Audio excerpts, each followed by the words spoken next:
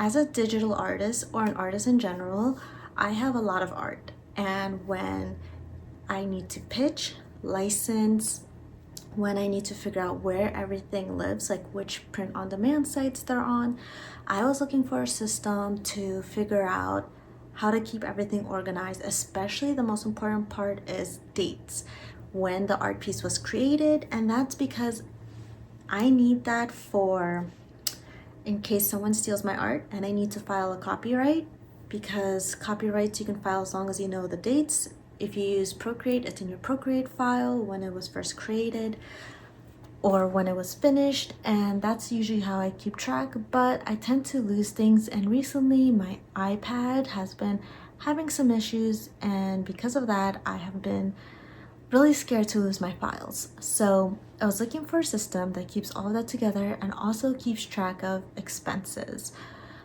such as how much expenses and incomes are bringing in depending on the design. And I couldn't find anything. So what I did was create it myself. This took me a while because I just thought I could just get something and, don't have to spend more brain power for that and be more creative. Clearly, I couldn't find anything, so I made it myself. And I want to show it to you because I think if you're an artist and you have lots of patterns, like surface pattern designs, illustrations, or any type of artwork you need cataloged for yourself, such as SKUs, it's all right here. Let me show it to you. So this is how it looks like if you open it.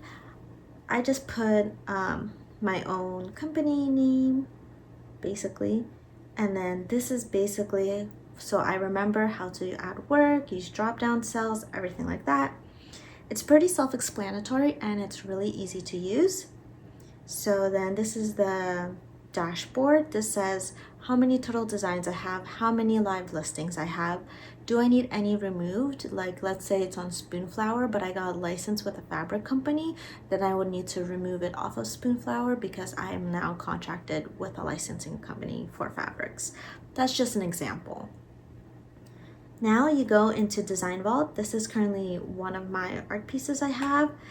What I really enjoyed doing is adding the add preview because you could actually see what artwork it is. So the way you go about it, you click on the add preview, you go insert, then you go to images, insert image in cell, and then let me see if I have any extra pictures now. So then you could upload, use anything you have here, but I'm gonna just do browse and let me see. So this is my whale design.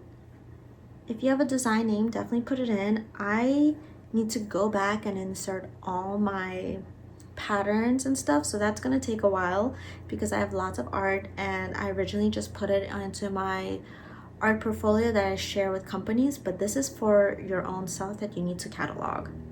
So this is my whale and ray design. I'm just gonna keep it like that. The collection will be ocean swims as an example, then SKU. This was in, I gotta check the date I made it, but it was in like 22. And then I'm just gonna assign any SKU because I can always go back and change things up, especially if things are repeating. I could see it easily.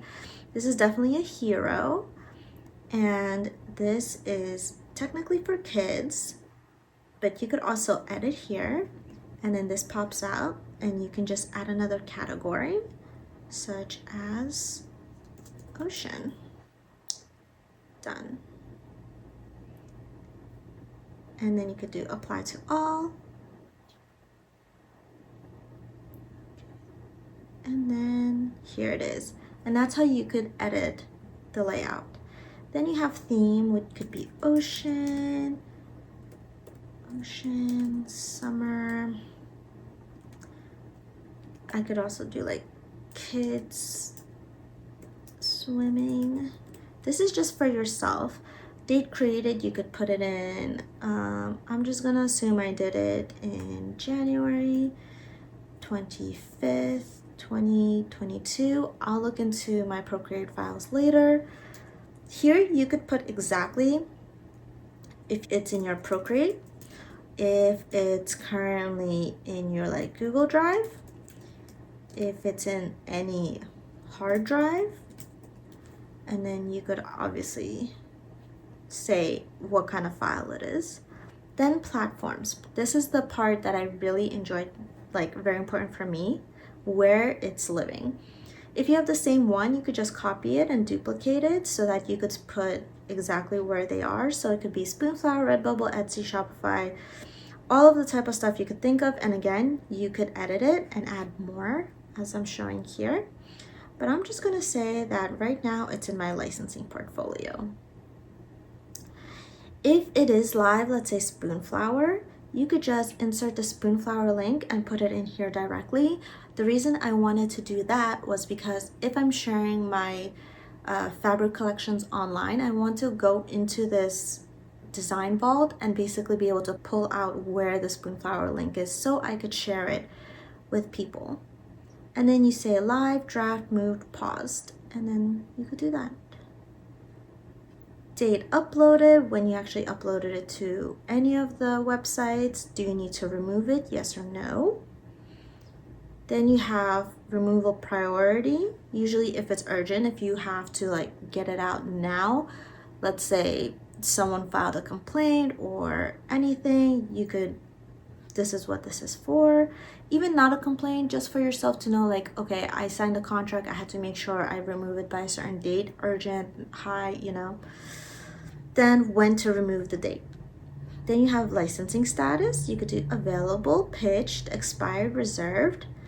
And one of my favorite parts, like exclusive, non-exclusive, company name, product type, which is nice because you need to know category.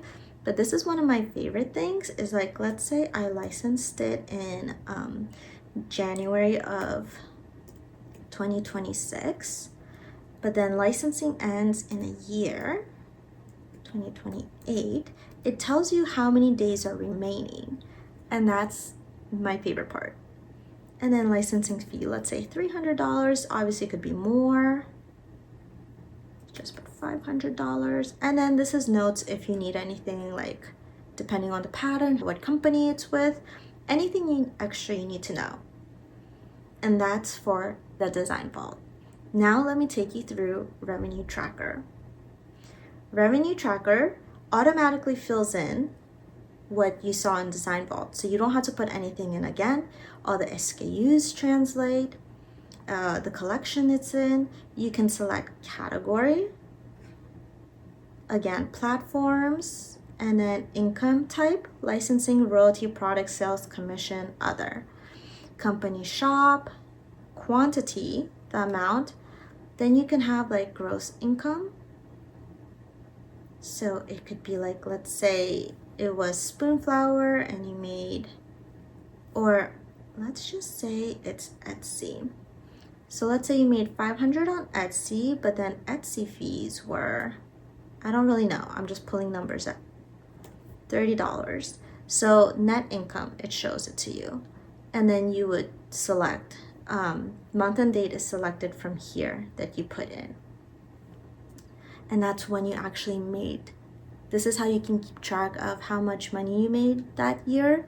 This could all be, you could always copy this Google sheet.